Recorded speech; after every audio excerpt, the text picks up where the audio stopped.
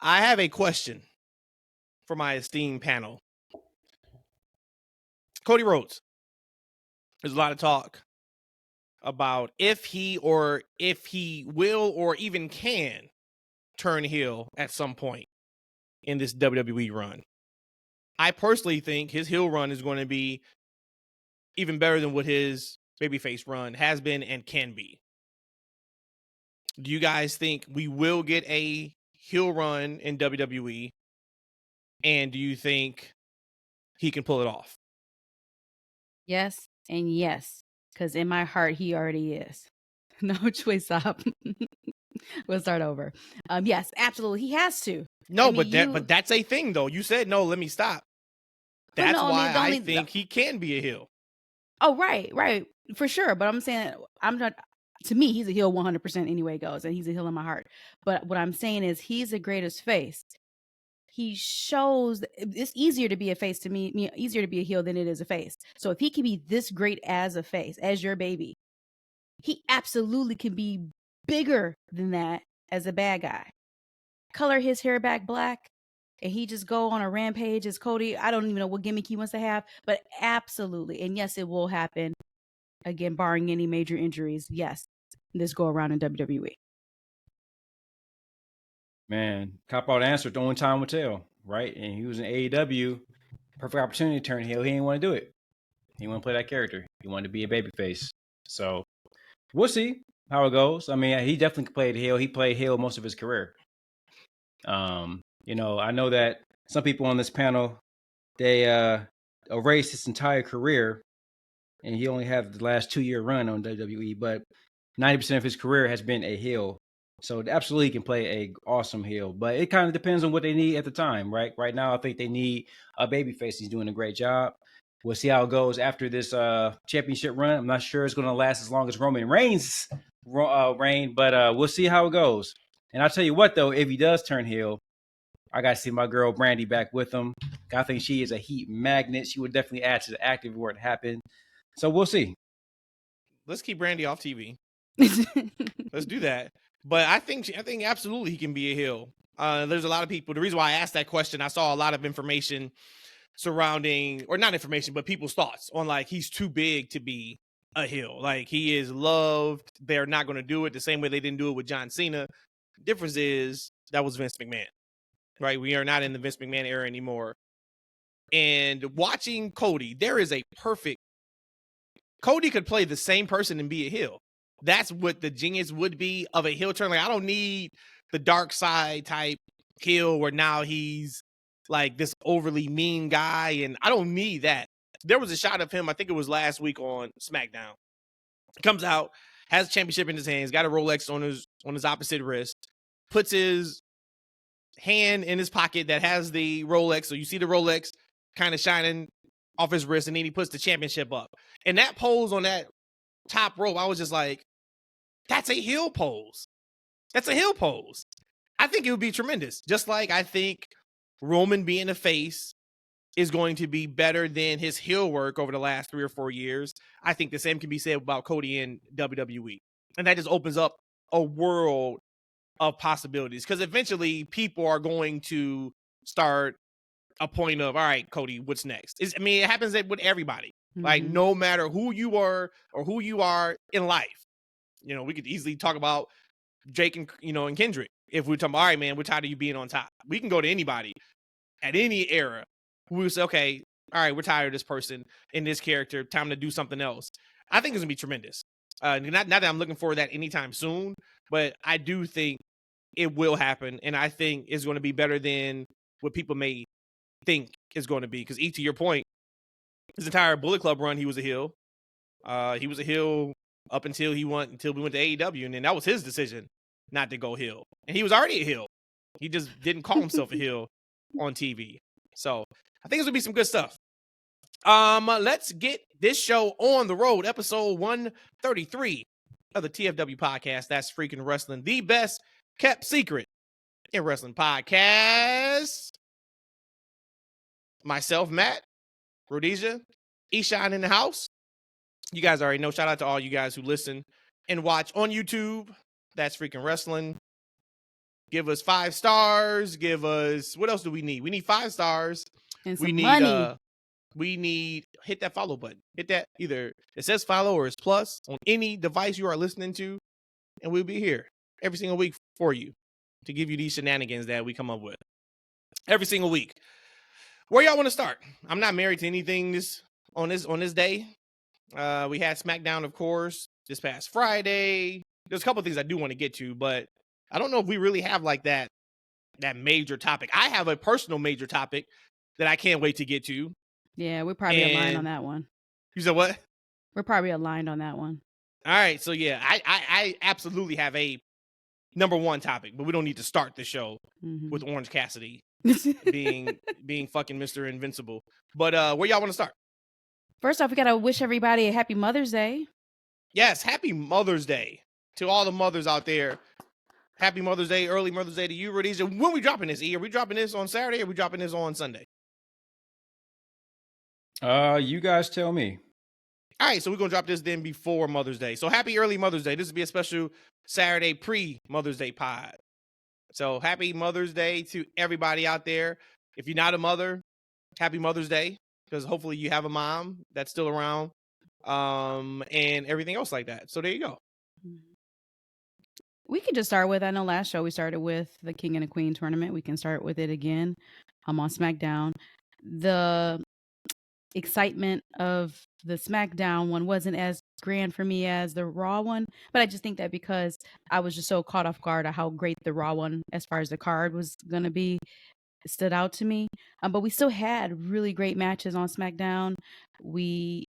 I don't think had any really surprises. Would you say we had any surprises No. on SmackDown? Yeah. But again, some good work matches. Carmelo, let's see here. Sorry, I'm looking at the wrong. I think the one here. surprise is going to be, how do they get Jade and or Bianca out of the Mhm. tournament so we don't get them going against each other? That's the Mhm. surprise when we saw the bracket. So right now we have Jade going against Nia, and then we have Bianca, and then the winner of Michin and Tiffany Stratton. So could some tomfoolery happen where Tiff Stratton wins? So then now you won't have Bianca advance, and then it's her and Jade. But Yeah, she was already selling her leg after the match. Yeah. So of course you got to pay attention to those details. mhm. Yep. Is it So- too much too soon for Jade to win this tournament? I mean, I'm just looking at, do you give her first? I guess she could always lose by count out Mhm. or DQ, even though she's a face. I don't know how you would do that. But is this Jade's tournament to win? Looking at who we have left, so I'm looking at the quarterfinals and forward. It's either her or Tiffy time. So those would be the only two people that I would want to win Queen of the Ring. And I can equally 50-50 look at each person and argue each person winning Queen of the Ring. And in both cases, you could also say, is it too soon? But isn't that kind of the allure with King and Queen of the Ring? It's kind of like your next up and coming person, kind of like what the Money in the Bank kind of symbolizes. Hey, you're the next up. You should probably maybe next champion, definitely have a championship contendership or something. So for me, I think that it's going to be either Tiffy and Jade. And I think that question still stands true. Is it too soon? Now I'll say no. You know, I was watching it this morning, and I was trying to cram in a lot of different things and watching this show. But I was very interested in the actual bracket on the women's side, because we got some interesting matches coming up, but I didn't get a chance to analyze the bracket. But we got some heavy hitters on that side, especially on the SmackDown side. So you got Bianca and Jay very close in bracketing, right? They can easily get into a match between the two of them. But then you got Nia Jackson there, right? Who's still forcing herself, and she can end up with one of those two. And then you can't keep beating Nia, can you? I guess you can get her heat back. Then you got But you have Tiffany on the Jade other versus side. Nia. Yeah, you got Jade versus Nia next in the next match, and I don't see Nia beating Jade. So that's what I mean. So you got Jay. That's a big matchup they're giving very early. Mm-hmm. You know, so like, who wins that match? Does Jay show another feat of strength and beat Nia? Right, and then she goes and advances. I can't really see who Bianca is up against. I'm trying to look for the bracket right now. It's the winner of Michin and Tiffy. Yes. So and they're fighting tonight at the live event, which is kind of cool because I know Rey Mysterio has a match on one of the live events for the tournament too. So those aren't So televised. that makes sense then of why people was tripping out, and it's gonna be my topic a little bit later about LA Knight, that his match isn't televised. So is that tonight then too? I think so, yeah. Which is really, I Okay. think that's really, really cool. You don't have time, and you do have time, but that's a great way to get people once again to go to live events, make those matches important. But yeah, you have and it's funny, E, you were like, man, it's that early in the bracket. King and Queen of the Ring is in 2 weeks. So next week is, whatever that would be, the semifinals, I guess. Semifinals. Yeah, whatnot.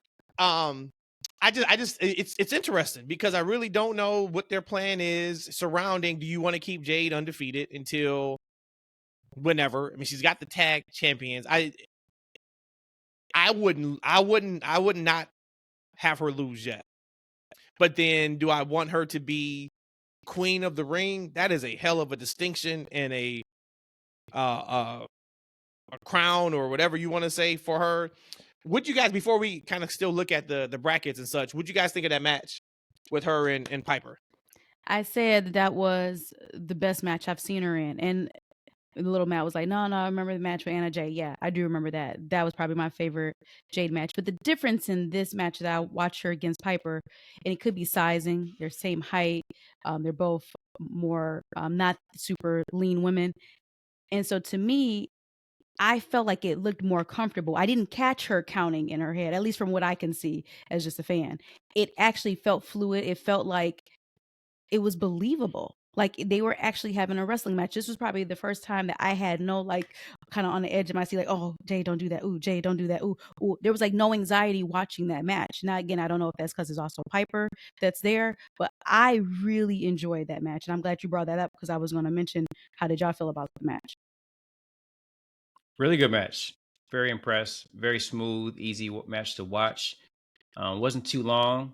Mm-hmm. They didn't do a whole lot, but they did just enough. So I think another great progression for Jade. It was all about Piper to me. And when I saw the matches, I was like, well, we know they trust Piper already. But that's a big spot for Piper to be put in. Mm-hmm. And then she killed it. And it's funny because I know when you are really into this thing, you watch with a different set of lenses. I went on Twitter like right after the match, and I saw a lot of, man, hell yeah, Jade, best match Jade ever had. That's where all the training was going. When people talking about she's the same as she was in AEW. Jade kill. I never want to hear anything else again about Jade and her work or how much she's not ready. And while that stuff is correct, because you could absolutely see the progression with her with any match, but particularly with that match, the majority of that match was Piper. So you got to give it up to Piper. And maybe that's not the popular thing to say. Maybe this is just we kind of blindly just go with Jade because, it's Jade, but that's not what it is. She was led perfectly in that match. Mm-hmm. The psychology in that match was fantastic. And that is what really spoke out to me watching her one-on-one match. Was the psychology was perfect. I mean, Rhodesia, you can attest. I think I called like 2 spots before they happened because that's the way it should go, right? Like, so I thought the match was very, very strong. You would not have looked at that match and would have thought that, oh, Jade came into the company 4 months ago or 5 months ago having a thought around her of like she can't work or she's not good enough. You would have never thought that. And I think that's a testament, of course, to her hard work, but then to Piper too. And then now you back to back that with Nia. Let's go. And Nia has not had a bad match since she's come back. That can't be understated. Her and Naomi had a really good match. Rhodesia, you were talking on the last pod like, I don't know if I like Naomi kind of giving Bayley a hug right after. And I said that's Trinity's like personality. On Twitter, right after she loses, she puts up the bloodline family tree, and then she puts an X through Nia's name, and then like she puts like a little smiley emoji. Like that's Trinity. You know what I'm saying? Like we just gotta. She knows she's losing. Like, let's have fun while we lose. Shout out to her for that. I also did like too how Naomi and Jay were dressed alike in the neon green, but then I guess Bianca was like, "I'm good. I don't She's need like, to I'm wear gold. green." I'm gold. Yeah. So I think let's start a narrative of Bianca's about to turn heel. She's about to be the queen of the ring. E, what you got? You said Jade versus Nia Jax, Bianca versus the winner of Michin and Tiffany Stratton. Yep. Io versus the winner of Shayna and Zelina, and Lyra versus Zoe Stark. So I just love me some Io. Like Io can't lose to either Shayna or Zelina. No knock on either one of them, but Io, like, if you took her title from her, I wouldn't mind her being the queen of the ring. So what matches are you guys most excited to see from this? So we know we already got Jay versus Nia. We're going to have Bianca versus Tiffany. That's the match I'm most excited for, because that's a pay-per-view match to me. Well, real quick about the Io comment that you made about her being the queen. I think part of being the king or the queen, you kind of got to be, I don't know if I should use the word like flamboyant, but like arrogant almost in your presentation and constantly mentioning that you are the king and or queen of the ring. And I don't know if Io will come across as good, as effective as she should if she was a queen of the ring. But to the second part of your question, what am I looking most forward to? Truthfully, how we're going to not have Jade and Bianca going against each other, again, if that's the plan, which I don't think it would be. And then how, now that I've talked myself through this, I want Tiffy to be the winner, how she's going to somehow become the winner. You know, it's very interesting bracketing. I think that the winner is definitely on the SmackDown side. I could see a world where Lyra Valkyrie gets a big push as the winner on the Raw side, head into. Wow, you know what? You have her beaten Io? You know what? If this was a show in the States, I could see that. But naturally, maybe not at the King of the Ring. This is in Saudi, right? Yeah. Mm-hmm. So just trying to think, they probably might want a bigger name for that show. So maybe Io, it comes out of the Raw side. But you know, we might not get a long run from Jade and Bianca. You know, we could see some friction between them a lot sooner. Right? Everything's just peaches and strawberries right now. But you know, we could see a world where Jade beats Nia Jax, and then we get Bianca. Right? Can't do it, brother. Bianca. Can't do it. You cannot get that matchup if it's not in a WrestleMania. I know what you're saying. I know what you're saying. We can see a world. Man, you can't do it, brother. You cannot. I would be livid. All right, this is when I would go on one of my mini tirades, like I'm going to about this whole Orange Cassidy situation. If they give us damn Bianca Belair versus Jade Cargill while they're still tag champions 1-on-1. Oh no, I lose it. They're impossible. Walk through it here. You got Jay versus Nia Jax, right? So you know, is it too early for Jay to take a pinfall against Nia? Yes. Okay, so then you got Bianca versus Tiffy, right? Tiffy okay, win. Yeah. Okay, so then Tiffy versus Jade. That's the one. Could you do something? It's the matter of if they want to pin Jade yet. If this wasn't a thing, my thing would be give it to Tiffany. Well, see, but then you think now we got to do this whole damn thing because we got Money in the Bank coming up, and if the thought is to Eternal send us a great question, perfect segue. We'll get back to the tournament. He said, I got a question for the pod. Who do you think wins Money in the Bank this year? I feel the men's one is very unpredictable. The women's one is a slam dunk with either Tiffany Stratton or Chelsea Green. So, to that point, I would have said it is handed to you for Tiffany Stratton. You give her the pink Barbie Money in the briefcase or Money in the Bank briefcase, right? And she runs with it. Perfect. But you talk about a rocket strap.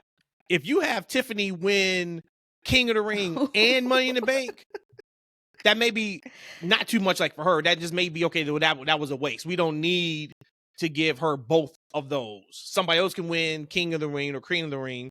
She can win Money in the Bank. or unless you do have Tiffany win Queen of the Ring, and then you do give that Money in the Bank briefcase to Chelsea. I don't think that's the way to go. It's going to be great TV if we do get that, but that match is so much for Tiffany to win. I think maybe she doesn't win just because it's that much of common sense. Which one, Money in the Bank or Queen Money in of the the Bank. Ring? Money in the Okay. Bank. So I'm liking this pink briefcase though. of course. So let's completely let's start over. Let's have Jade win Queen of the Ring, and let's have Tiffy win Money in the Bank. I gotta ask you, so if I'm not a booking, right? That's why Tony Khan is, and I'm not. But do you have Jade in a championship title reign with Bianca, huge superstar, somebody they're highly touting and pushing, right? So you got a main event potential match right there. She's a tag team champion. She already has that buzz going forward. Does she really need the King of the Queen of the Ring title? She doesn't need it. No. Okay. And that's why. But that's why I'm surprised she's in it. I didn't even think she would be in the tournament. That's what I'm saying. That's what I'm saying. Let's walk through it. So now you got Tiffany Stratton. Tiffany Stratton versus Jade. I don't know. We're ready for that right now. I don't know. We're ready for that right now. What do you mean by that, though?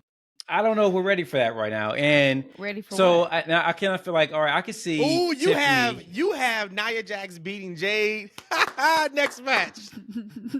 That's what I'm talking about. Get the internet up in a. I don't know. We're ready for that right now. And so I can see Tiffany winning, right? So then the Money in the Bank question, all right, so you got the Queen of the Ring and you got a high ceiling for Tiffany Stratton already. You already kind of got Jade in place already. Who's the next woman on that roster that needs the little extra rub? And we talking about extra as a Money in the Bank winner or as a queen? The next that little something to break them through that ceiling in fan perception to say, okay, this is the next person up that could potentially be a champion, right? That's what the Queen of the Ring, not the Queen of the Ring, I'm sorry, the Money in the Bank title briefcase holder is going to be. It's the next future champion. So who needs that extra carrot to get over the hump? I don't know if you need to put all those eggs in one basket just for them to win the inevitable championship. I feel like it's kind of a waste. Why not give it to somebody who needs that extra thing to make them important? Because we got, a whole year's worth of TV to book out. Right? So answering your question, I would say who's left as of right now for quarterfinals of So then let me rewind a little bit. Are we saying for a fact that the winner of the Queen of the Ring is not going to be the winner of the Money in the Bank? Let's go there because I feel that's two sets of energies going. Can it be one person? I think that would be a lot. And I think that would be a lot back to back because Money in the Bank is before SummerSlam. Yep. So you're basically talking about that person would win both. That's a lot because it's not needed. That's what my thing was. It's not needed. It's not needed for one person to win both. I think they could, right? They can have some events have a Grand Slam year, and that could be an accomplishment, right? It could be Tiffany Stratton. Hey, I won Queen of the Ring. I won Money in the Bank. Then I'm the champion. I did all this in a year. Who's going to touch me, right? That can be something to be said. But also, you can try to build your roster out and make some more main event wrestlers or make somebody else important because we got a whole year worth of television to do.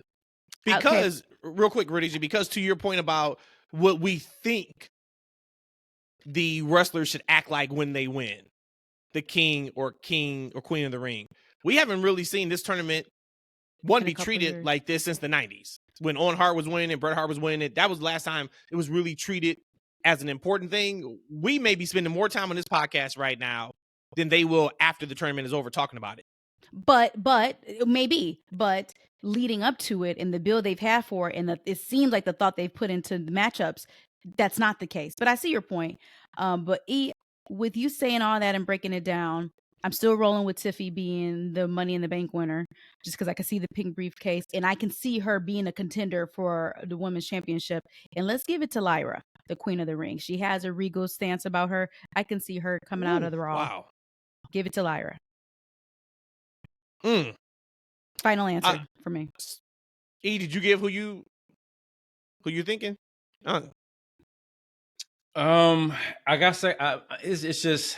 I guess I have to pick somebody. It's just. I guess I'm gonna go with Tiffy. But when I'm looking at that SmackDown side, man, I mean, I just don't know who you beat, Jade versus Nia. I can definitely see Tiffany. You got I can Nia see- beating Jade. In your scenario, you have Nia beating Jade. I definitely could see Tiffy winning, or I can see Bianca. I can see that. That's a match that can go either way, right? Jade and Nia could go either way, but it shouldn't go a certain way, right? It shouldn't. Like I don't. It's very interesting that Jade's in this because she does. If she's not winning it, I don't know why you put her in there. However, she could lose on some fluke shit, right? Right. Somebody, not maybe not fluke, but like it could be some kind of interference. Yeah, the interference. She could slip on a banana peel. Yeah, that whole she could slip kind on of a banana peel. Yeah, she could do something like that. So. I do like, though, that they are putting these major names in it. Because, once again, the older... I mean, hell, no knock on Xavier Woods. Xavier Woods won last King of the Ring. Mm-hmm. No knock on Xavier Woods, but we got Gunther in this. We have LA Knight in this. You know what I'm saying? We got Jade in this. We got Bianca. They have some really big, heavy hitters in this tournament, which is really cool. So then Money in the Bank. Who do you guys have winning the men's Money in the Bank? I have no clue. I got a great one. I thought about right before we pressed record. Because I haven't really had any thought behind it. And again, the whole concept of Money in the Bank is to put that rocket strap on your back and get you to hopefully competing for a title within the year. Of who we have left, me looking at the quarterfinal scheduled. Ooh, I'm gonna go with Ilya. Excuse me? I'm gonna go Dragunov? with Ilya. Yep. Damn, okay. And I'll send the quarterfinals in the chat. Well, Ilya winning Money in the Bank. Oh, Money in the Bank. Sorry, yeah, Money in the Bank. Yeah. If he can get in there. Not until that man gets knee pads, my friend. I don't see him nowhere near. So let's say he did. Let's say, he can come out Monday with knee pads on. Yeah. He can be the biggest Ilya fan in the world. He can be like, man, there's something about Dragunov. I don't know what's different about him, but he can go. Yes. Like he can put all his stock into Ilya because he got on some damn knee pads. That could very well very well be the truth. I mean, I can't lie to you, man. Not until that man gets knee pads. That man's boots is too damn little. And them knees is too exposed, man. I can't roll with that man like that, man. Look, man, these dudes in these little shorts and little knee pads and these bare ass knees, man. I can't roll with you, cuz. Look like you posing for an underwear commercial, man. Not on my wrestling ring.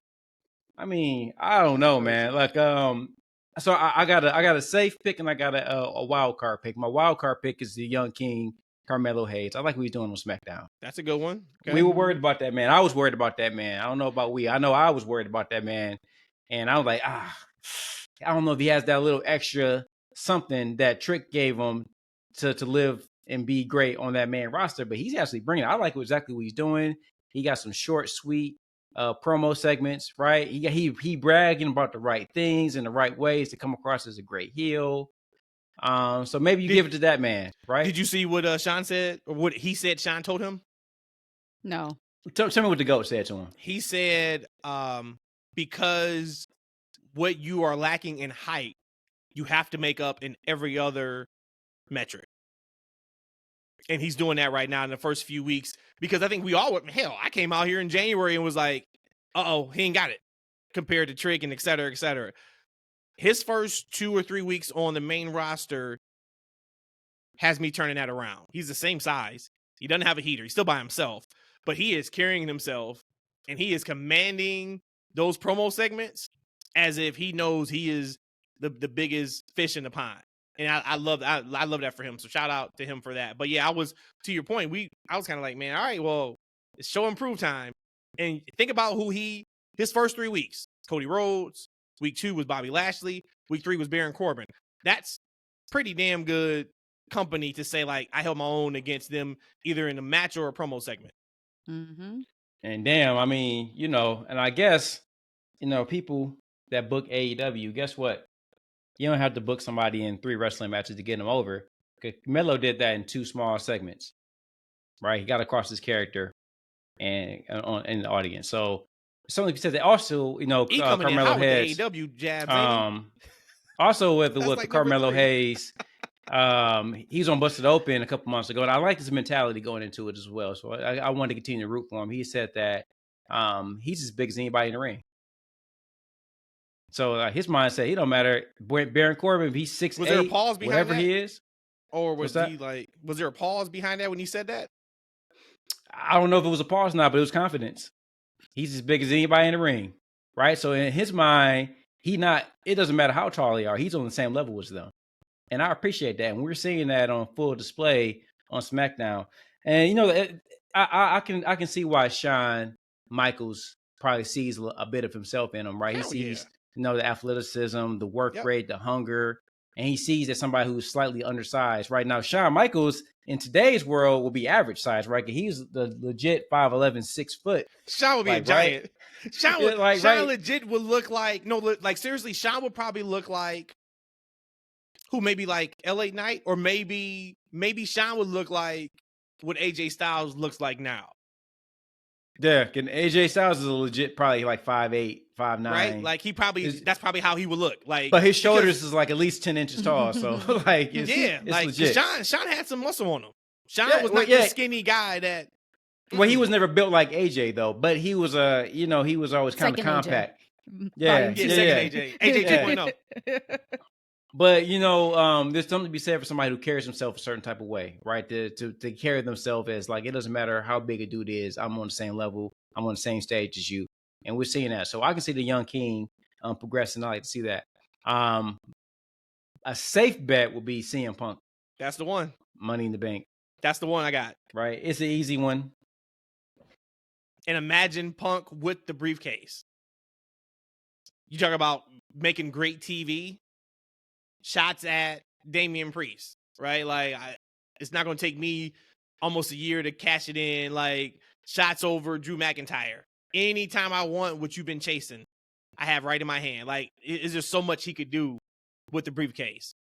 Now, I agree with that. So let me stand there. I agree with that. But to play devil's advocate, 2 things. Is the briefcase beneath Punk? And 2, does Punk need a briefcase? Hell yeah. All right. He was championship, right? Yeah. Okay.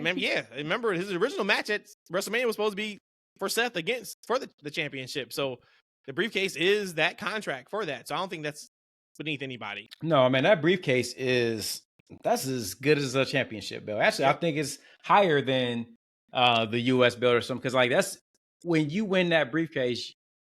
Unless you are Austin Theory, you are guaranteed and slotted to win the championship. And John Cena. What did he win? Yeah, remember Cena? He did not win. Remember he caught his shot and did it on Raw and he lost. He was already a made man. Who cares?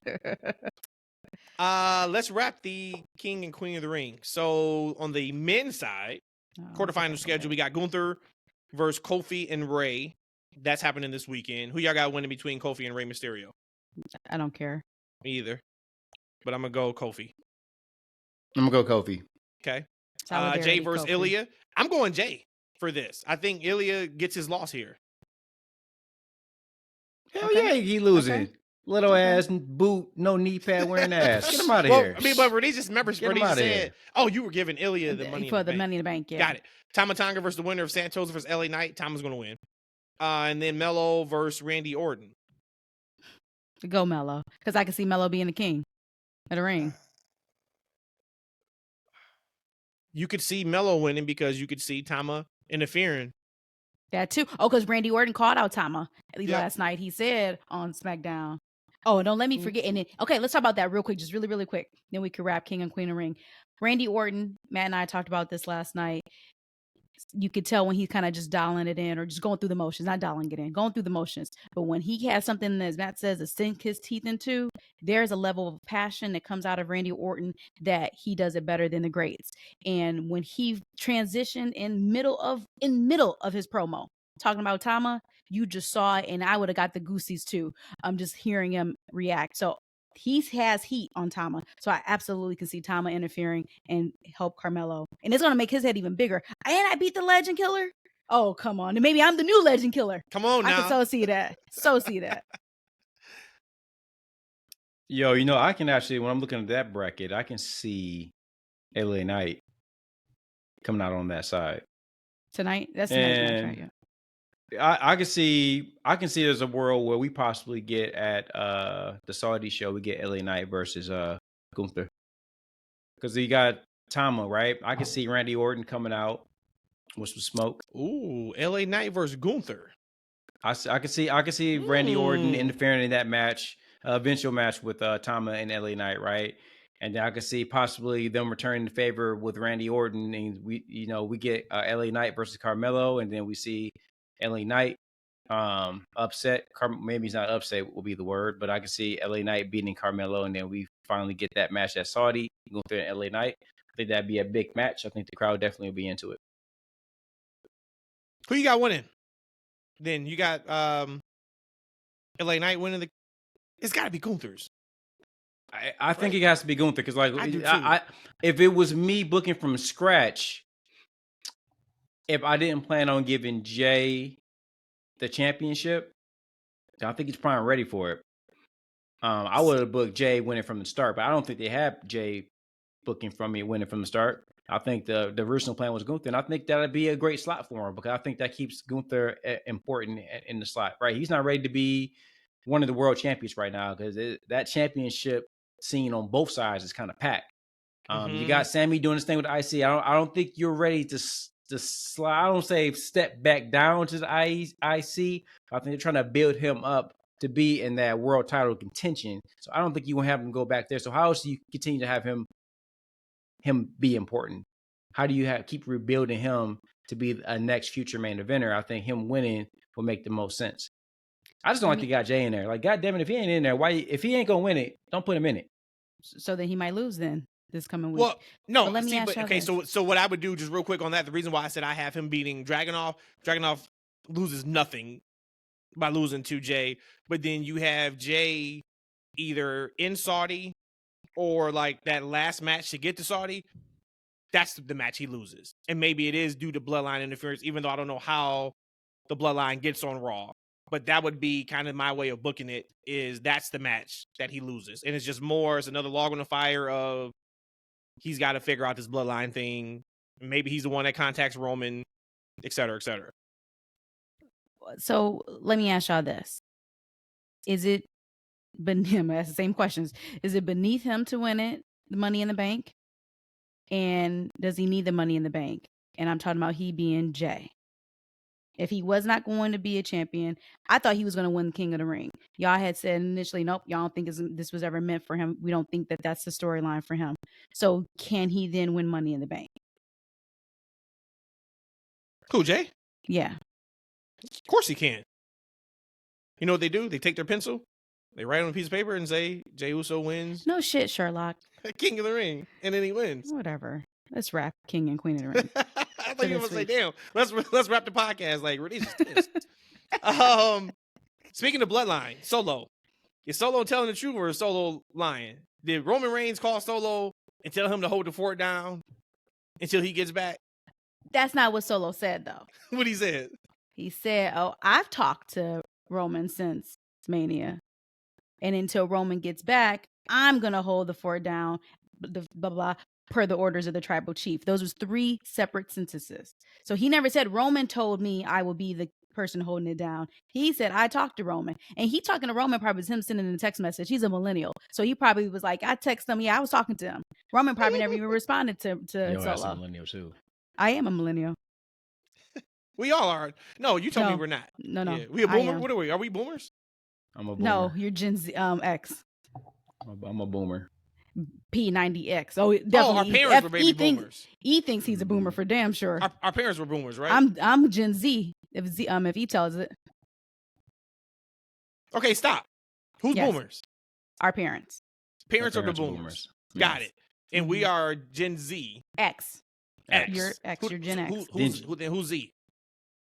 Where's that at? Gen X. You and Z is after millennials. Yep. Oh, got it. Yeah. So it's X, millennials, Z's. All right, so Z's right now. Mm-hmm. Well, I don't know where right now. I know Matthew. I can't stand y'all Z's. How about that? What if That was they're it. listeners of the pod? You see, I was like, that was it. Well, well, true. I mean, I love y'all Z's. Right. It's a Y'all lot the of y'all. best. Though. Hey, look, I'm gonna be fake acting. There's a lot of y'all though out there that I really got some things I want to say, but I'm gonna wait till like we get on a higher pedestal for me to say it. But it's a lot of y'all. Y'all some weirdos out there, and I just leave it at that until. But I'm definitely gonna have another thing promo cut for all you mofos. But think about it though, the Z's are the kids of usually the X and the older millennials. So what does that say about the parents? They suck too. So you talking about your own self, your own generation. No, I'm great. He's great too. You're great. We're all great parents on this podcast. To F these kids, right? F them kids. For real. They don't do nothing. So you saying Solo is not lying? No, 'Cause he sent a text. He's not lying. Yeah, he's not lying. And then Roman just hit him back with the K, and no, that was it? Roman ain't respond. Got it. Okay. I can see a world where Solo got a text like, yeah, I'm going on vacation. Solo never replied. And the rest of the conversation is made up in his mind. I Like, said yeah. on I did say like they're gonna have to tell the story of why Roman is not even responding to Heyman. Yeah. Because Heyman's got his back. Like there is no doubt Heyman is a Roman Reigns guy. Like so there is no maybe Roman is and look and I said unless the story they're gonna tell is Roman was so defeated and so sad that he let everybody down and he lost, that he is not talking to Heyman. But they are gonna have to tell that story. And it could just be an easy like one-liner why he hadn't reached out to anybody. But they are gonna have to speak on why did you even cut off Heyman from communication? Because that is like, okay, I don't really get that. But I like Solo saying that. And then he said by the orders of the tribal chief. Mm-hmm. In a separate sentence. In a separate sentence. Yes. So that means so is the tribal chief The Rock?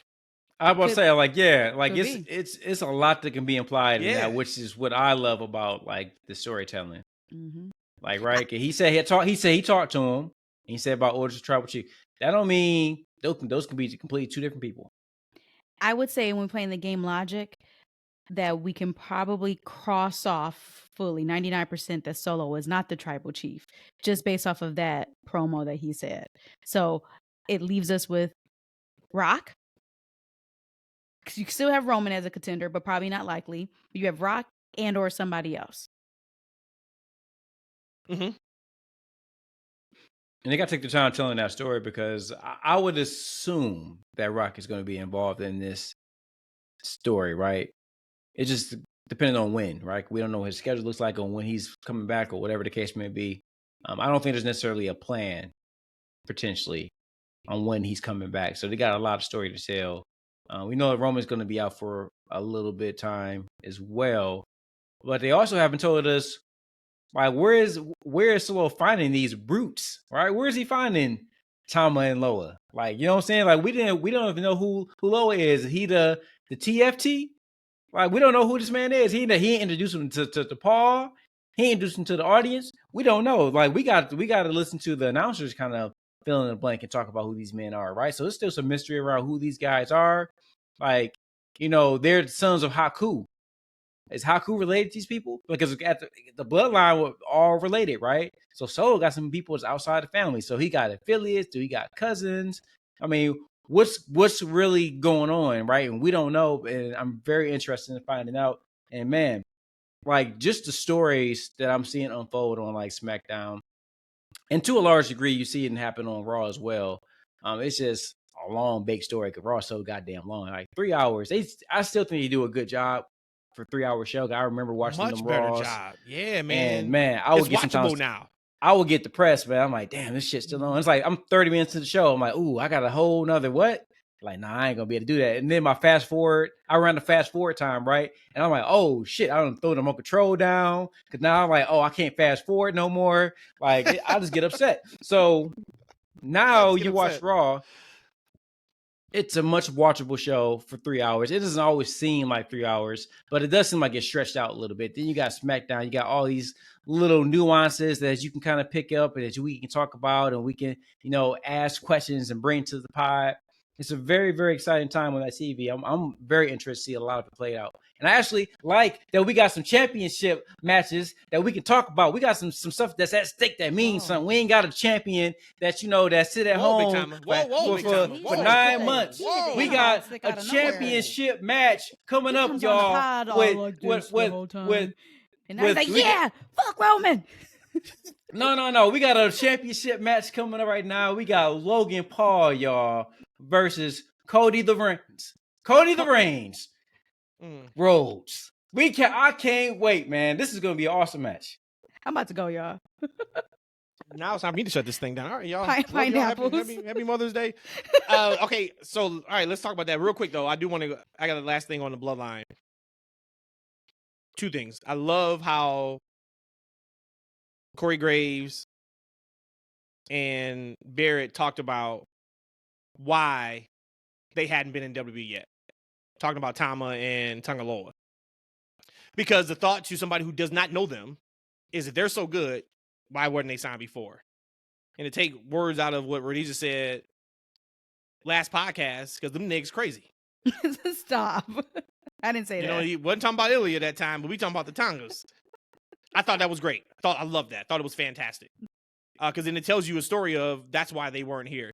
If we didn't know who they were already, we follow them, of course. We know all 3 of us. Would this feel like a significant downgrade to you? Because we went from Solo Roman, Jimmy J, Paul Heyman, to now Solo, Tama, Tanga Loa, Heyman. If I did not know them, you could take this as 2 parts. Yes, I would feel like we downgraded.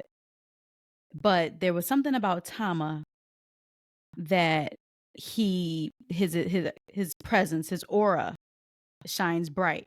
So maybe you're like, I don't know who this guy is, but he looks Samoan. He has aura. Okay, I know I'm supposed to be excited in this moment. Excited for the good or excited for the bad.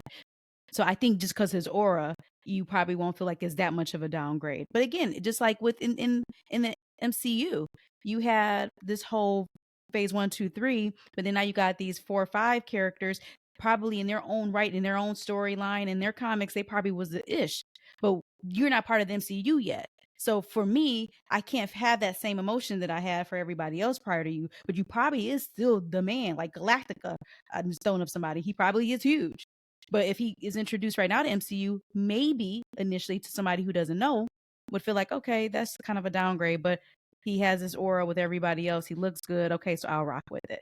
So to answer your question, yes, I think maybe if you knew nothing about them, you would probably say this is probably a downgrade, but that's just only because you don't know them. But that aura that they have, and now you have them on commentary kind of double downing, saying, hey, this is why they were never here, but these are some bad SOBs.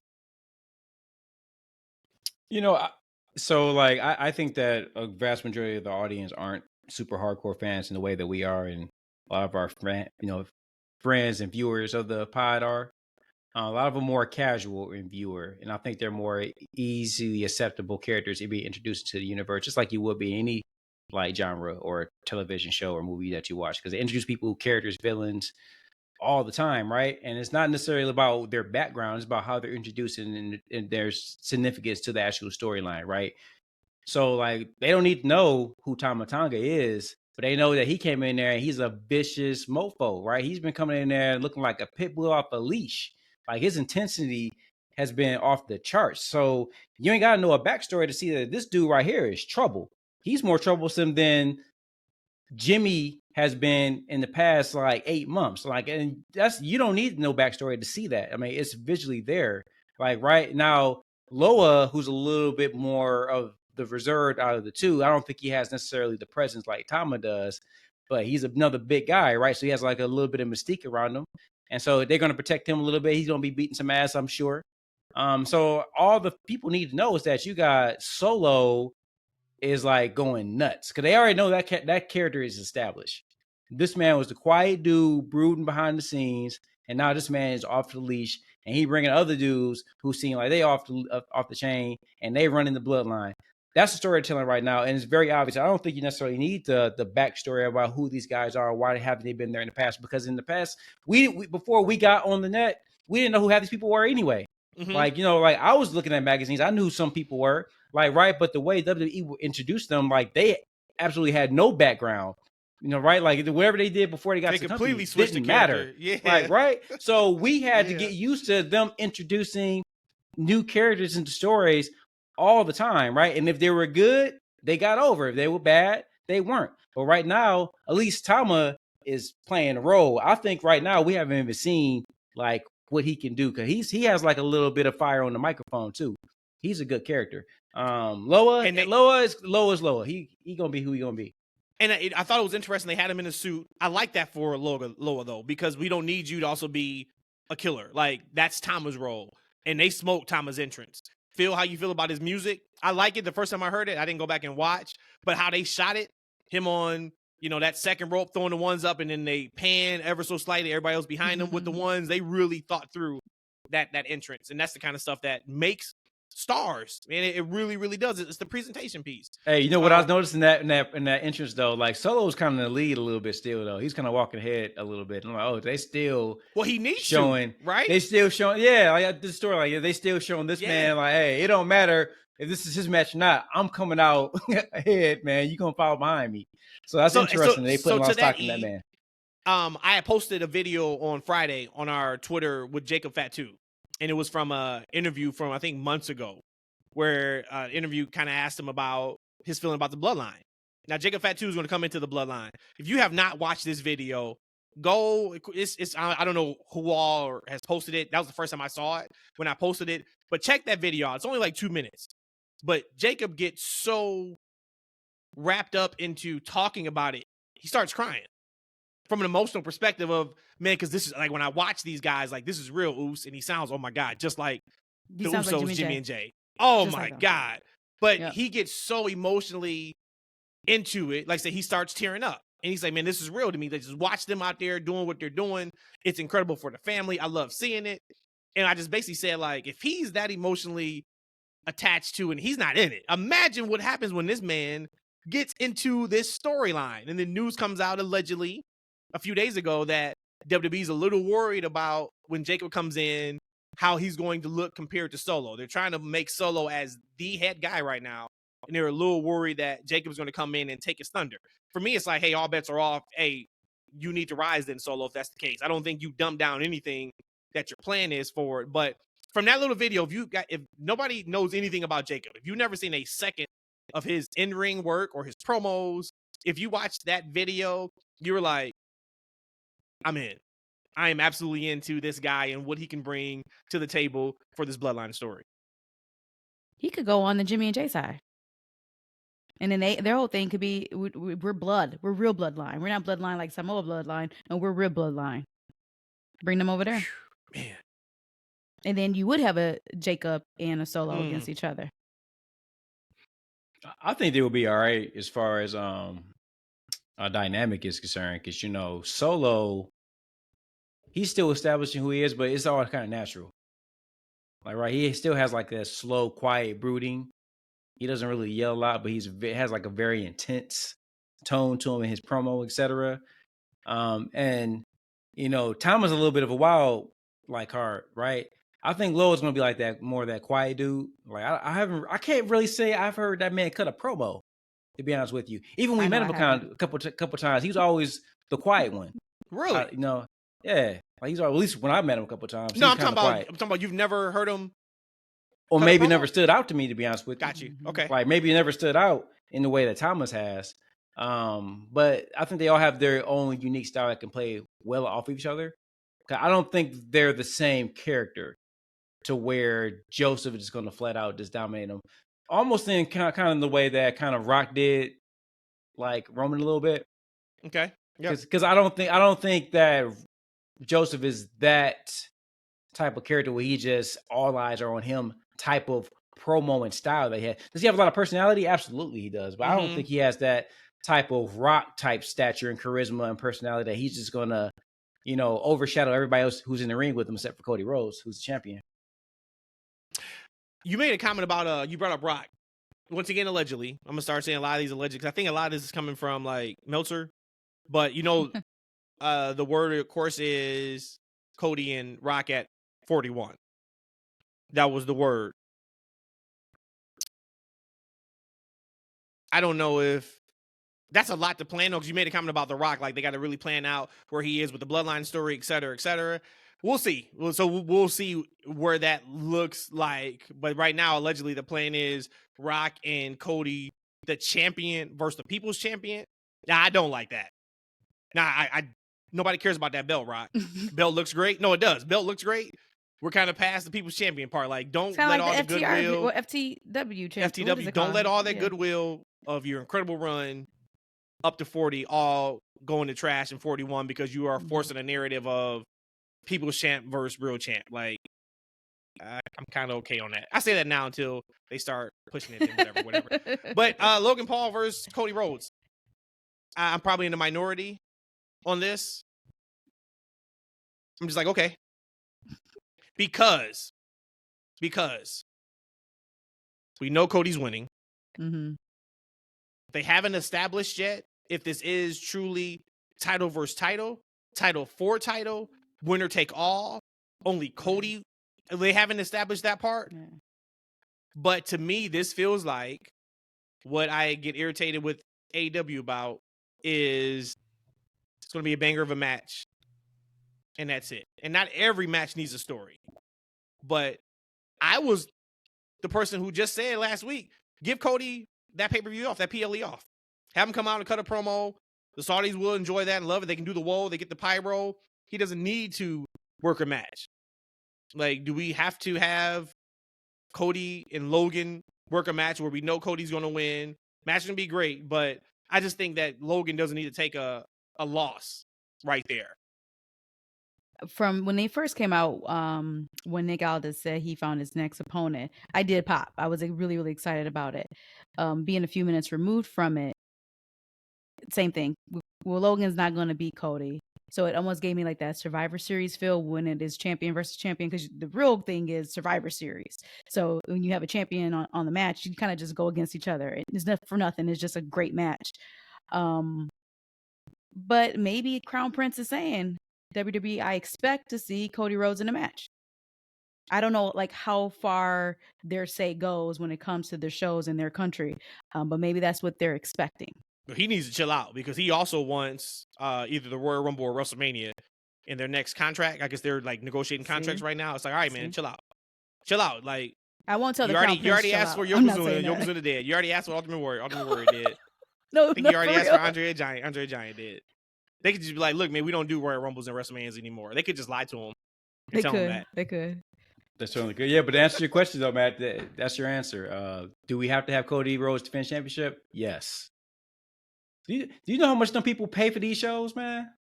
Like, they positive for the year simply because Saudi is paying these guys multi-millions of dollars to host these shows. So the idea, I'm not sure if they still call them, but it used to be called super shows. So you can't be called a super show.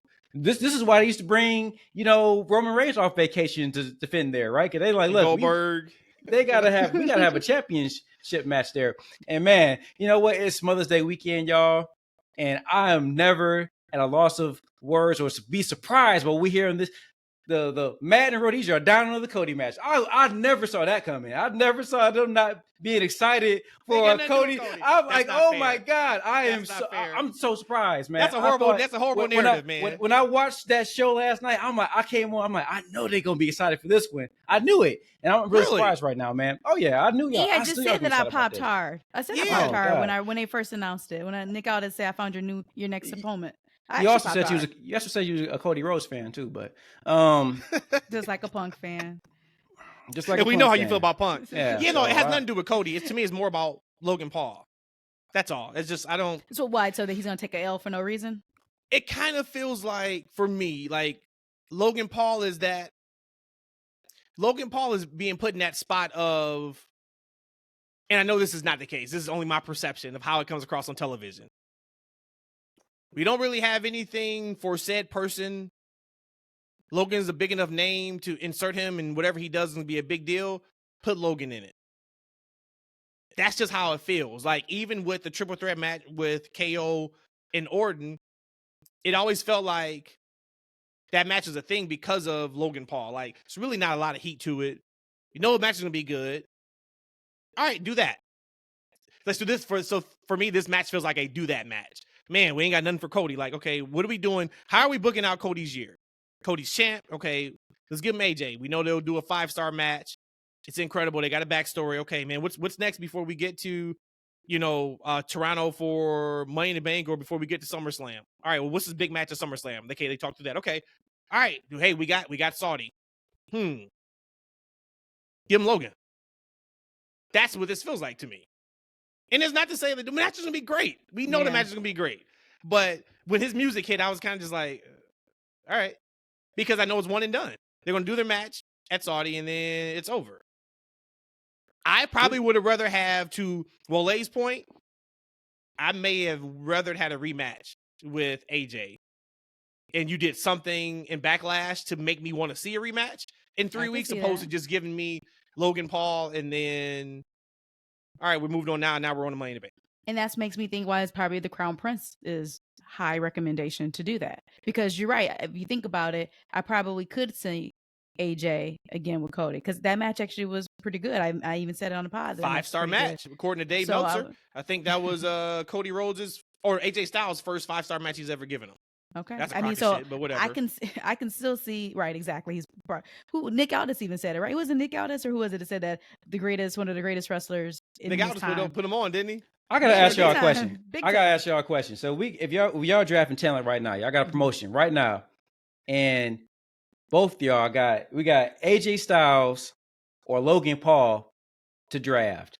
Which one y'all taking? That's not fair.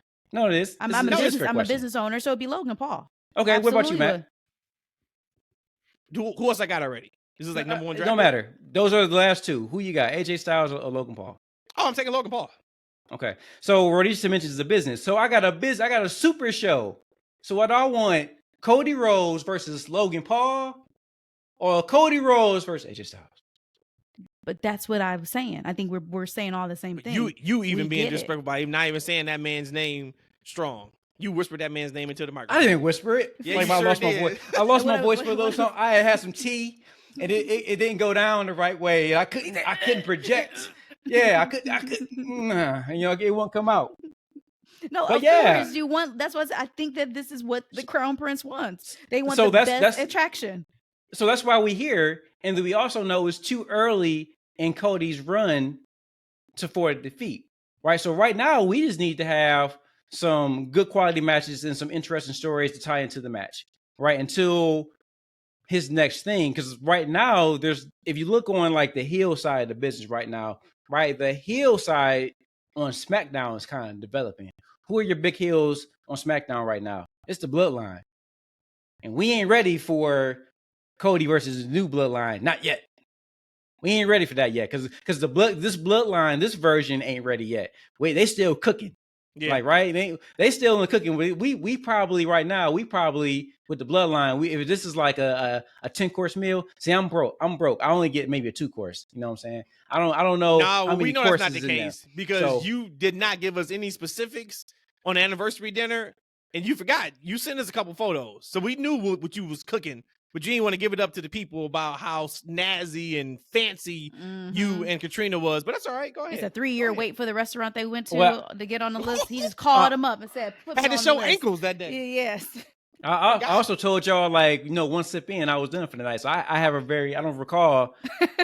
So you just don't remember about that night. Look, this is what I do. I'll send you your own photo so you can remember. I had to relive it, to be honest with you. So I say all to say this, though. So wait, did you even go home and do your adulty things that you said? If you can't remember after your first drink at dinner. He said adult things. I took that as just sleep early. Well, no. Well, here's what had to happen, right? See, I was the one that was gone, right? And everybody's worried about me. Like, hey, you gonna be all right? You all right? But I still had to take that 1.5-hour drive back home. So, like, I sobered up by the time I got to the crib. Nuts, man. That's like, crazy. 1.5 hours. Yeah, that's damn. Yeah. So and actually, Katrina gonna say she gonna wake up and halfway in the rash. She's like, oh, You're doing a good job. Oh, that's so mean. Right? Actually, That's I wake up. Rhodesia, man. I wake up in the last 3 minutes. Oh, you Like, did oh, so good. You did a good job driving home, baby. I'm gonna treat you when you get home. But He But yeah. swears Katrina's like 85-year-old Southern woman. I'm gonna treat you when we get home, baby. Don't you worry about it. Sugar. If you were not listening to us, or you never listened to episode 100, please pause right now. Pull up episode 100. Katrina is on that show. I want you to listen to how Katrina talks, and then I want you to come back and hear what he just did in terms of her impersonation. Like my Hilarious. homeboy Hilarious. Yusuf, man. He gonna be like, God damn, you nailed it. But but going back to Bloodline, they're not there yet, right? So we don't really have a hot heel for Cody to kind of get in the ring with. Like, right? The hottest heel you have on that roster besides the Bloodline is Logan Paul. So that's the match. That's the match we're getting at the Saudi show. I mean, it only makes sense. Y'all got anything else before we get to AEW? And I'm gonna start on some good stuff with AEW. Well, not good. Well, good news. And then I got a couple things that I want to talk about Dynamite, and then I'll just finish with my Orange Cassidy thing. And y'all can, of course, give up whatever y'all got up between that. But you got anything else for WWE before we move on? Mm-mm. Okay. Kenny Omega update. Kenny's actually about to have surgery. So where, what, me? he confirms he'll be undergoing surgery very soon, the next couple of days. I'm not going to read this whole thing. Great update, but basically just said he does have to go back to the hospital. Good news is he's got his pre-op stuff done. The good news is I have a wonderful doctor, and he is someone who is at the top of his field. This surgery is very hard to get, but he's going to be taken care of. Wow. Bad news is it's like, well, he's talking about him streaming. So basically, I wanted to bring it up because he's actually having surgery, which also makes sense of why he's not in that match at Double or Nothing. I think a lot of people maybe thought he was going to name himself on Team AEW. I never and thought he didn't. that. I never Yep. thought So that. once again, thoughts and prayers to Kenny. Come back, man. Get. I'm guessing he knows he'll be fine because he made the comment just to Okada that, hey, in a couple months we can do this thing again. But I thought that was interesting because I didn't know I thought he was kind of okay with like the surgery pieces. Maybe he was still going through rehab and such. But just wanted to say that. Y'all got any thoughts on Omega and his surgery? I remember when we watched something on, it was the chiropractor doctor. I watched a little video with him and Kenny, and I knew he had mentioned that he was going to take some time off to heal his body. I just was under the impression that after maybe it was a shoulder surgery or something that he was healed. It just makes me feel even more sad about what wrestlers do to their body, because we know how hard Kenny wrestled in New Japan. Was like, you shouldn't be doing that to your body. And it's just really just quite sad. You know, he's his upper 30s and now he's going mid upper 30s and he's going through all these surgeries. And can you just imagine 20 years from now how his body's going to feel? Yeah, it's just actually kind of just a bit, that is actually kind of depressing. But I do wish him healing and that he get there fast and that hopefully he can come back and do what he wants to do. Same. Yep. Couldn't say it better. All right, let's start with the positives. AEW. Actually, we hadn't even talked about Dynamite. What'd you think about this past week? In regards to like the flow of the show, the format of the show, yay or nay?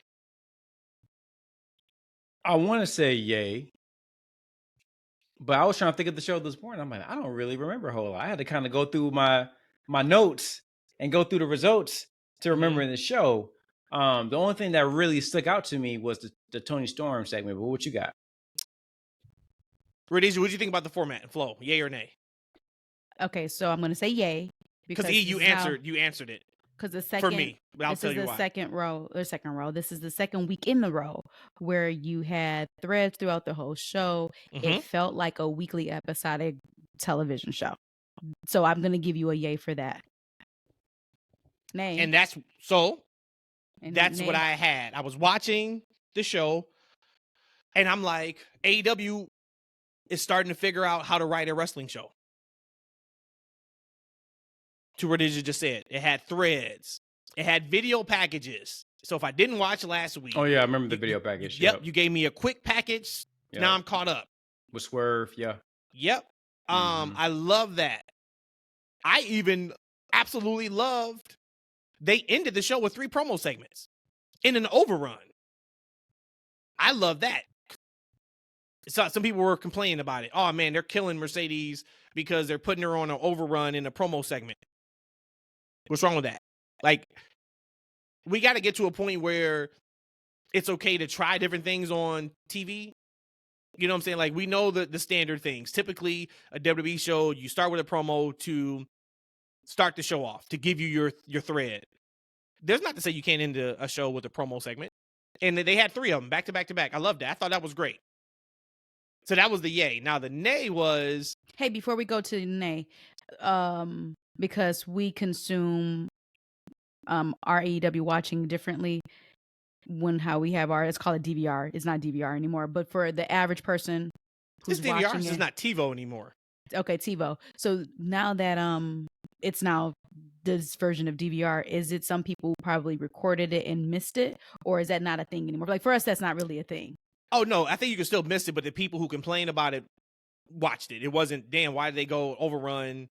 And then they couldn't see it kind of thing. Yeah, okay, got it. So if it was a cutoff, then you have a valid reason like, damn, like this is some really good stuff for the show. How did it get cut off? But if you're saying that's not necessarily the case, then that's just to be them complaining. Mm-hmm. So the nay for me was, you can argue if the content mattered to you. That's where the possible nay was at. So I love the format. It was just, okay, what you're watching, do you care? That was the nay. The other yay for me was Adam Copeland. Sir, let me hit my air horns. He went from working 4 nights and 4 matches a year in WWE to putting on 20 to 25 minute bangers every single week now in AEW. Shout outs to Adam Copeland. I love to see that. For somebody who wants to wrestle, he's got to be a kid in a candy store right now. You know what I'm saying? Like, and we can have the conversation of, okay, but is he drawing business? And I don't care about none of that. I'm looking at somebody who was a legend in the business that said, you know what? Yeah, I could stay here and just work 3 or 4 matches a year. And we've done this, but let me go and let me finish my career the way I want to. And for him to go out there and put on a 20-minute match against Brody King, getting his ass kicked on a Dynamite show, shout out to you, man. Legend. Like, I love that. I think that's just really, really, really cool. Agreed. Now, here we go. I want to make sure if I got anything else good for. Hold on. Okay, go ahead. E, you got anything else good? You know what? I didn't see the main event. Okay, which was Copeland. Okay. Yep, I didn't bother to see it. I gotta be honest. Once again, to what I was saying. Now the nay may come into, do you care? Mm-hmm. Right? That could be the nay. But the yay is, that's really cool. I'm sure like you looked at that and you were like, I'm straight. You know what? Like I was a big Edge heel fan. I don't really care for the Edge or Adam Copeland or the Cope, whatever he calls himself right now, face guy. I mean, I'm more of a fan of his heel. I think he's a better heel than he is a face, but I understand right now that he's probably better served as a baby face currently. But I actually enjoyed the Swerve Strickland and Christian face to face that they had earlier. I liked, Swerve came out and he queued up that video package, as you said, to kind of get people caught up with that. And then I liked that they came back to the Mogul Embassy. Like, we ain't seen them guys since he won the championship, right? Because those guys, that's a heel group. And now all of a sudden, Swerve is a quote unquote becoming honorable and a good guy. He don't need these guys anymore until you haven't seen him on TV. They joined him on the screen. Coming? Yeah. I knew it was happening. Like, as soon as it came out, I'm like, you haven't seen these dudes until this very moment, right? You haven't seen these dudes. But that didn't mean I didn't like it. Like, it made sense. Yeah. Like, right? Of course, these dudes, you ain't talked about us, mentioned us, maybe talked about us since you went. Now, all of a sudden, you need us now because these dudes rolling up on you? Like, no, I got something for you. You're going to take some hot blows. So I like that. That made sense. It's just that right now they're stacking the odds against a champion. I like that, right? They're Yep. like which now is you want great. to see the Storytelling, baby really face good storytelling, overcome. yep. Yeah, like he got Mhm. he got these 3 beasts against him. He got Christian and all of these guys behind him. Like, how is he going to overcome all this? And it's still a small question going into the match. Maybe Swerve doesn't, right? Now it would be a huge miss if he loses his very first title defense. But there is, I'm big into comics. There is a multiverse where Christian could be the champion. I doubt it, but it's possible. So I did really like that. And we talked about it on the last pod. Like, this is that match where you just said it. Swerve's not losing, but let's see how they get there. Right? Let's enjoy the weekly storytelling of, okay, what else do we have? And we said it'd be fun to see what Christian does next. All right, now we know Mobile Embassy has turned on Swerve. All right, that's a story. No matter if Christian loses, okay, that's a piece of the story that I can attach myself to. So just to bring it back real quick to WWE and the Logan Paul and Cody, that's what I'm talking about. We know Cody's not losing his World Heavyweight Championship. And we also know it's only 2 weeks until King and Queen of the Ring. I don't know if we're going to have time to tell a story with him and Logan Paul in 2 weeks outside of just, let's have this good match. And that's what sometimes AEW does a lot is, let's just have this good match. Like tonight on Collision, Will Ospreay versus, who is it? It's Ospreay versus... I don't know. I could look Let me pull it up. Because I was just like, I get it, but no, that doesn't make sense to me. I'll pull it up. While you pulling it up, I'll talk Lee about Moriarty is who it is. Ooh. Lee Moriarty. Matt that is a good match to be a good match. Lee Moriarty is not, in my opinion, if you use somebody like Will Ospreay, it's either to further Ospreay or to give the rub to the person he's wrestling, or both. Right now, they should be doing the or both category. Lee Moriarty, this is not going to leapfrog him into being a big single star. If he's in a match against Will Ospreay, that should happen. Danny Garcia, when he had his match, and we were talking about it at the pay-per-view, him against Christian, I was like, man, put the belt on Garcia. He's got some momentum. I think EU were like, man, ain't no way in hell Garcia's winning the match. He didn't win the match. But I'm like, okay, well, this should be a good jumping off point. I don't even know if we even seen Garcia since. It's like that. Is he injured? Is Hopefully he injured? Not. That's a good question, though. Hopefully not. Because sometimes we don't know what's going on over there with people. That is a good question. Before you go to you shutting the club down, right?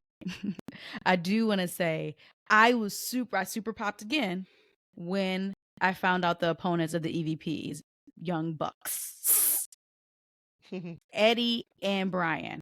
Like, my mind just started racing as far as like, how is this match going to flow? Because I don't think Eddie's going to have the same kind of wrestling dancing style like the Bucks. But then you also got Brian to slow it down. Like, so I am like mind blown on what we are going to see between that tag team match with them. And I'm excited about that. Because again, we've watched wrestling for decades. We've watched thousands of matches, and for me to be this excited on how is this match going to perform and how is it going to be produced, I'm excited about that. So that's a huge win for me. And Anarchy Arena is one of the matches that AEW does. I don't think we've even had a bad Anarchy in the Arena match. So we know they're going to bring it. We know that's going to be a fun match. I mean, Double Nothing, as all their PLEs, pay-per-views is starting to stack up pretty well. One thing I did want to bring up too was Sky Blue. So there was, long story short, there was some guys at ringside who were catcalling her. She had a match on Rampage that they taped, and I guess it was like beyond vulgar to the point where other fans around them were telling them to shut up. And then there was a screen grab of Saraya, I guess, also doing Rampage, where she like points at the people and calling them creeps. I didn't see all that till like late Thursday, I think it was. But y'all got to figure it out, man. Like, stop being nasty ass, creepy people. And then this one guy thought he was cooking and got a lot of responses on his tweet talking about, hey, if you don't want people talking about your ass, maybe put your ass away. Like, how are you going to tell somebody how to dress and then blame them for ignorant comments or whatever they get negative back to them? A woman should be able to dress, do what they want. If they're not hurting somebody, they in turn should not get hurt thrown back at them. Like, that is ridiculous. Sky Blue came out and tweeted and just said the support has been overwhelming. And she just hopes, people stop being pieces of shit. But I guess it was like horrendous. People who were there was like, it was the worst verbal thing they've ever heard men say to a woman. And they got kicked out by security as soon as the match was over. I guess they ran and security got them out of there. But you got to be better. You got to be better. Well, then that's good that Saraya went off on them, and she should have blasted them like that. But that's just disgusting. You look at those guys, and you just think like, man, everyone has a mother and a father. Like, and I'm not gonna put this on the mother because it's not their fault, but like, weren't you taught better than that? Like, weren't you just taught to respect people? Forget if it's woman. Some people wasn't. And that's just, to me, it's just disgusting that they've made it this long in life to be able to be that disrespectful to women and to anybody, that you can insult somebody like that over and over and over. And you know, you ain't got a woman talking like that. Any man, you can't. You ain't, and that's probably why you are acting out like that, because you ain't never had it. You ain't gonna never get it. You don't know how it is. You don't know how it feels. You don't have a relationship. Because any man that knows and has women around them, they know how to treat a woman. You would never get that type of reaction or response from them. So it's like, all right, man, go back home to your basement at your mom's house or whoever's house you at, because that ain't it. And then my man on the Twitter that was saying, if you don't want your ass out, put your ass up or something like that. Like, my man, dude, just be quiet. He was cooking. Be quiet. This is not even your conversation. Get up out of this conversation. No one even told you. Nobody wants your 2 cents. Hey, you know, I will say, number one, I'm here for Sky Blue. I'm here for her. And I will say that the world we live in is a very strange place where people feel empowered to be an asshole. We live in a world where, like, they feel empowered to say things online, and now they're saying it in public, right? And they feel like it's okay. Like, this type of behavior, you know, 20 or 30 years ago, like, man, if someone was acting out of pocket like people are doing on social media or in public, like, it wouldn't just be one person. It would be a lot of people that would look at this person like, you need to be fucking arrested. Yep. Like, right. Like, it's just like the standards of society has really lowered, where these people feel that it's okay to behave the way that they behave. It's just crazy. We talked about, you know, it's the Gen Zs that are weirdos, man. It's not just these people, man. Like, these people, like, we raised these people. We raised these kids, right? And I see people all the day who should know better, who older, and they come in, they're weirdos and disrespecting. And, you know, I actually, to be honest with you, the other day, I told this person the other day, because they came in with some nasty energy. And I'm like, you know what? You know, when they go low, I'm going to go high. I said, hey, I apologize that somebody hurt you, that you feel like you need to now in turn hurt me so I can feel your pain. But I think that you know that I didn't cause you any pain. But I will hope that you find some love very, very soon. And I'll pray for you. That's what I said to him. And I just walked out. And they called me an asshole. Okay, that what I said was an asshole. Sure. Okay. And second thing, man, pretty soon, in 20, 30 years ago, people gonna walk around, men gonna walk around in Speedos, and women gonna have G-strings on. Because, like, I see a lot of guys walking around, man, they got like they walking around in Daisy Dukes, man. Like, they got everything hanging out, man. Like, they crop tops. I mean, like, this is that only an Atlanta thing? I don't think it is, my friend. I mean, like, hey, people nowadays are proud of their bodies, and they're willing to show it, right? I mean, you should see. I mean, there's pants that show everything, and it ain't just the women wearing them. It's a lot of the men, and it's not and these are straight men too. So we just live in a world where people want to embrace themselves and they want to show what they got. You know, we got weights and workout programs that you can really showcase your body. So we just live in a different world. And I think that we all should just accept what things are, but we use the decorum, be polite, and be nice. Matt, speaking of not being nice, I heard you had some things you wanted to say about AEW. So go ahead. Y'all good? I say the last thing. I don't know. It depends on what you got to say. And the booty's in and the booty's out. I would say, and this is probably where my man on Twitter probably was trying to say, a woman coming out in a low cut with her titties out and her ass out and some Daisy Dukes probably shouldn't show up to pick up her kid at the elementary school. Let's just be honest. But they do. They do. And I would think that is inappropriate for a fact. Just like if a guy come up there without his t-shirt on, I think that's inappropriate. There's children here. But if you are an entertainer, I expect to see stuff like that. I expect that because I'm trying to be entertained by you. So that's all I'm going to say on that. And I think maybe that's where the Twitter guy was trying to get at. You can't tell somebody what to wear and then not get, man, you can't do that. But then you also can't say that they're the victim or that they're the oppressor or however. You can't spin it back on them. If they are being victimized, that's you what can't I'm saying. say That's it's what I'm your saying. fault Exactly. that you're being victimized. You cannot ever say that. Exactly. Mm-hmm. So to hell with him. Yeah. All right. Orange Cassidy. Mr. Terminator. Mr. Invincible.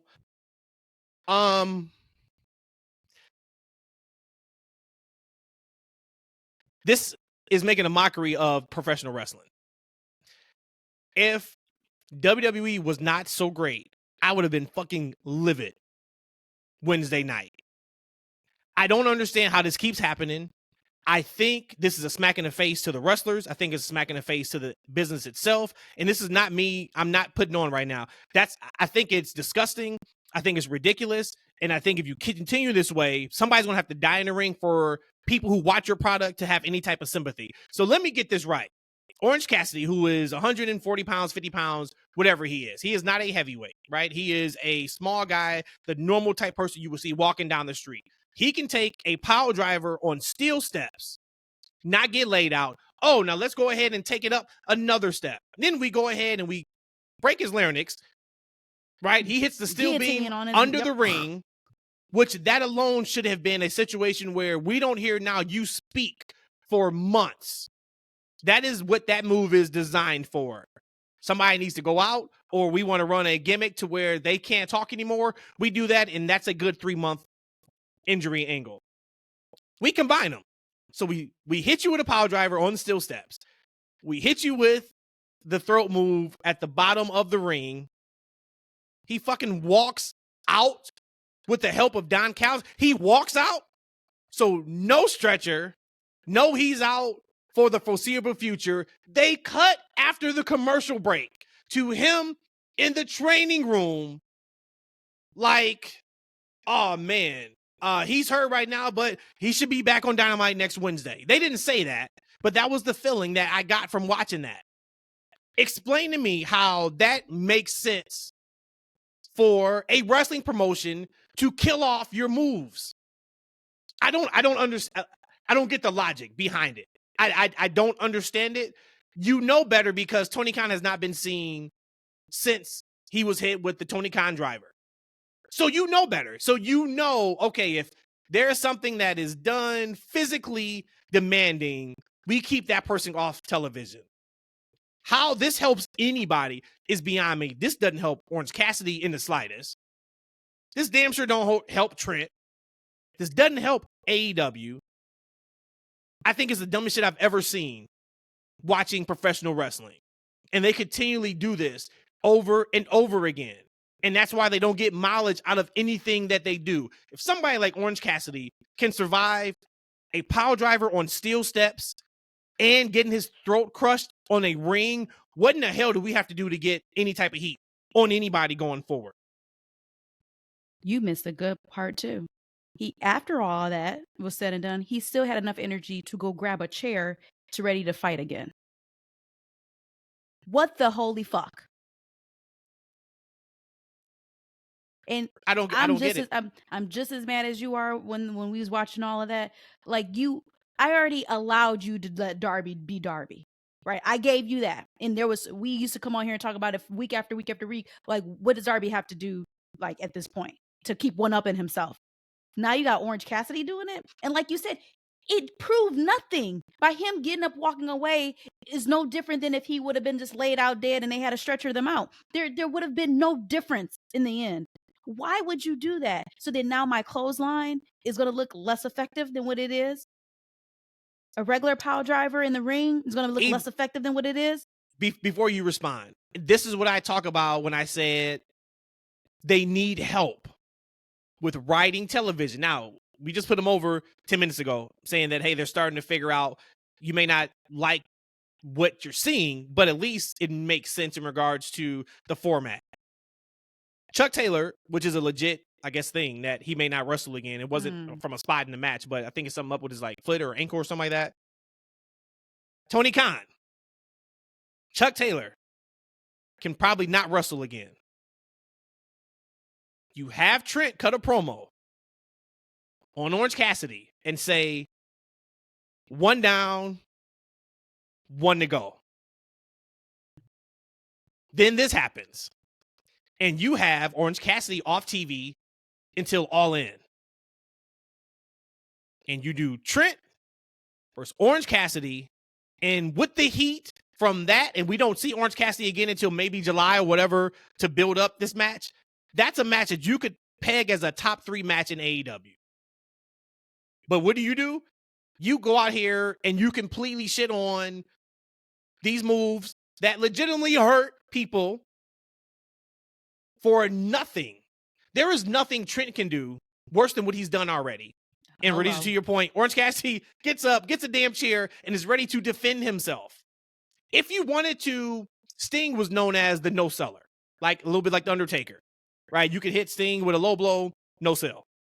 You could hit Sting with a chair shot, no sell. That was Sting, not Orange fucking Cassidy. It makes no sense. So now, good luck when you want to run an injury angle to somebody else to get legit sympathy on them. Because the what we just concerto ain't saw, gonna mean shit no more, right? it can't. Like it used to be. Like it should be. I don't understand it, man. This vendetta against Orange Cassidy has to stop. Oh my God. If he would have had a championship belt, you wouldn't be complaining right now. Oh, yeah. Well, everything to do the with same that. thing happens? No, Well, the belt, the belt takes away. If he still was champion, he wouldn't have to go through all this. No, I'm just being facetious. I don't know, man. I don't think it matters. Why? Because this is the same stuff that's been going on for about 6 years. Why we get angry about it right now? So when you saw that, you legit telling me you were like, all right, that's cool, whatever. I was okay with it last time because at this point, I'm shell shocked. Just like the rest of the audience is. Guess what? Just like a lot of other things, it ain't gonna matter in another week now. It's not gonna matter in 2 weeks from now. It's not gonna matter in 3 weeks from now. It's like, you know what I'm saying? You're not gonna remember none of these. This is why that's the issue. It's a larger symptom of a problem that they need to flesh out, which is where they need to have these matches and stuff like that. It just don't mean, it doesn't matter what they do in these matches, to be honest with you. It just doesn't. It don't matter because the issue. And now this storyline, more so than what you talking about. Now those all are look, a lot of their matches aren't for me, right? That's one thing we talked about. Like, hey, this isn't like those types of matches aren't for me. They're just not. The larger problem I saw with that is, and you ask your question like, hey, like if he were to have an injury angle in that moment, we wouldn't be able to tell the story with Don Callis, because that's what the next chapter is. We're telling a story with Orange Cassidy and Don Callis and what's going on with that. But as I'm watching this story, it seemed like it's kind of playing out in reverse. Like, right, they like Trent and Orange just had like this big, huge match, right? I kind of feel like that's like that should be like the end of the match, not like it's kind of the start. It seemed like the start, but it seemed like it's booked at the end. Mm-hmm. I don't know necessarily where they're going, because Don Callis is a heel and he's talking to Orange Cassidy, and Orange Cassidy's open to listen to the man, and he knows the guy's a creep. Like, I don't know what's going on. My biggest thing when I was watching this match is I didn't even get upset because I have no idea what's going on. Like, I don't know what's going on, and like I was numb to everything that was happening because I'm like, best friends broke up, as you could probably tell. You know, and then in the midst of like, oh, by the way, Chuck is legit, like, you know, his career's over. Okay, let's get on with the match. And so we had this big, I don't know what's going on, y'all. I mean, I don't know. I just feel like AEW, whoever was responsible for this, you have shitted on the integrity of pro wrestling. I am interested to know like what a wrestler feels like watching that and just getting back up from that. I do want to know. And that's what I'm saying. They have enough. They have legends backstage. Somebody. There is no way in hell. No, there is no way. I will be willing to put this podcast up against it. Meaning, if you can find me one legend backstage at AEW that thought that was okay, I would never do this podcast again. That is how adamant I am sure everybody knows. Maybe outside of Tony Khan, this is not the way to do business. Especially because it didn't, and nothing happened after it. Guys, but I gotta be honest with y'all. Y'all think y'all act like this is like the worst thing they've ever done. Like, we've seen multiple spots just like this. We saw a couple years ago where Swerve was on the inside of the ring. He got DDT'd from the inside of the ring to the outside of the ring. That man got up a minute later and reversed the finish. And I believe he even won the damn match. We done seen some mind-boggling stuff. I'm just saying, like, I mean, I'm not arguing, like, I understand exactly what you guys mean, but we seen this stuff numerous times, like countless times, like, right? And I think the biggest sentiment is, right before you go, Rhodesia, I think the biggest thing is, like, I don't think people know what these storylines are going. I don't think the wrestlers necessarily do, because if they knew where these storylines were going, maybe they might pace and structure these matches differently to where it kind of makes sense. Because if the wrestlers don't know what's going on with the storyline, so when they go into the matches, right, when the agents are going to the matches, how are they going to necessarily formulate it properly? And I think that's a bigger thing, is that no one knows where any of this stuff is going. You hear all these reports that Tony Khan doesn't put people in the know because he doesn't want stuff to leak. Maybe that's part of the problem, but I get what y'all saying, but like, it's some stuff that's been mind-boggling. Like, those types of spots you're talking about, those have plagued this company for at least the past 4 years, y'all. I'll just say this last piece because I was gonna just be done talking. Swerve, you mentioned, had a minute to gather his thoughts. Orange Cassidy, after he took the power drive to the steel steps, he never really hit the ground. He actually stayed on his feet, tumbled over a little bit, then he got grabbed and got his Arnix taken out. So Orange didn't even have a 10 seconds to figure his life out. He get hit with a disastrous move. Oh, let me go pick you up and go hit you with another one. Like, he's down. Why are you still, or he's supposed to be down? Why are you doing anything else to him? Oh, but no, after that, he rose from underneath, half of his body from underneath the ring. He grabs that steel chair, ready to fight. Are you trying to build Orange then, like what you said, like your Stinger, like your Undertaker? I mean, he was the one who wrestled every single day, started Dynamite every single Wednesday. Is that what you're trying to build him as? I think it's stupid as hell. And Orange, I feel bad because you should not have to put your body through that over and over and over and over and over again with no real payoff.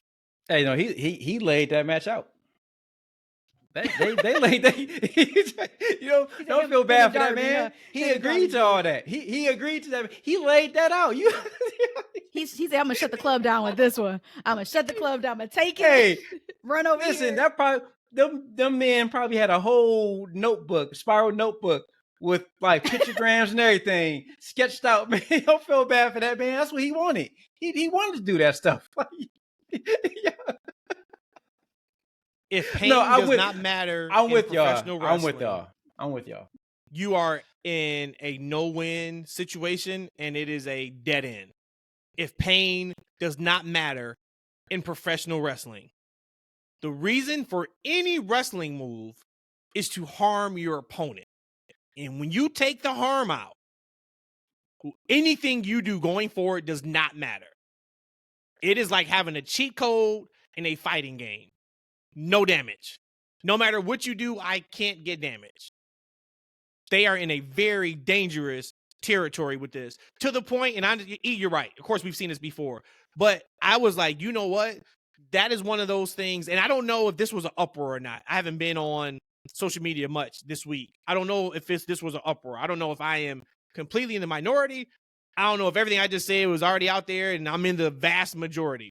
But what I do know is that is a kind of spot that people who let me stop right there. People who have been watching this art form for a long time and watch it for what is presented to us as what we see on television. People who have personal issues or professional issues because they want to win a championship. They wrestle each other to win a prize. That is what you are watching this for. I can see somebody seeing that and never watching AEW again. On the flip side, I don't think anybody watched that and said, you know what? I got to check this out every single week because these motherfuckers over here don't feel any pain. I like that. I'm done. Me too. No wonder why the Sweet Chin Man just can't be a finisher anymore. We sitting here fucking complaining about super kicks and how super kicks are being bastardized. And this fucker's over here taking a power driver on the steel steps. on steps. We are sitting here, talking about regular DDTs being bastardized. He got his larynx cracked. And he is sitting there on the table just shaking his head. Hit the follow button. 5 stars. Bye. Oh, that was it.